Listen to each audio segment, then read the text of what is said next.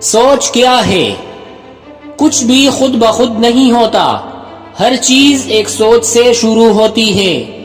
کچھ بھی بذات خود صحیح یا غلط، اچھا یا برا نہیں ہوتا، اس کے متعلق آپ کی سوچ اسے صحیح یا غلط بناتی ہے۔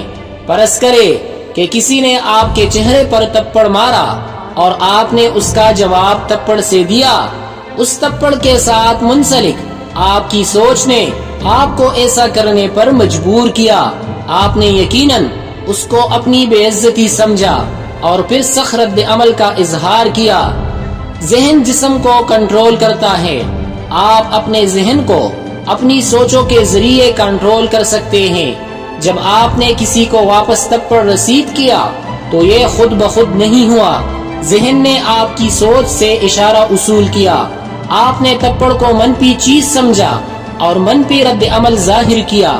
آپ تپڑ کو کچھ اس طرح بھی لے سکتے تھے کہ اس شخص نے آپ کو غلطی سے کوئی دوسرا شخص سمجھ لیا ہو، اس شخص نے آپ کو غلط سمجھا ہو یا آپ کے بارے میں غلط فہمی کا شکار ہو۔ ان دونوں صورتوں میں آپ کا رد عمل اتنا برمحل نہ ہوتا۔ آپ رد عمل ظاہر کرنے سے پہلے اس شخص کے رویے کا جائزہ لیتے۔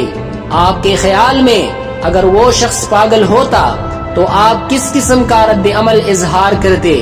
کیا آپ اسی طرح کے رد عمل کا اظہار کرتے؟ نہیں، تپڑ رسید کرنے کی بجائے آپ کو اس شخص سے ہمدردی محسوس ہوتی۔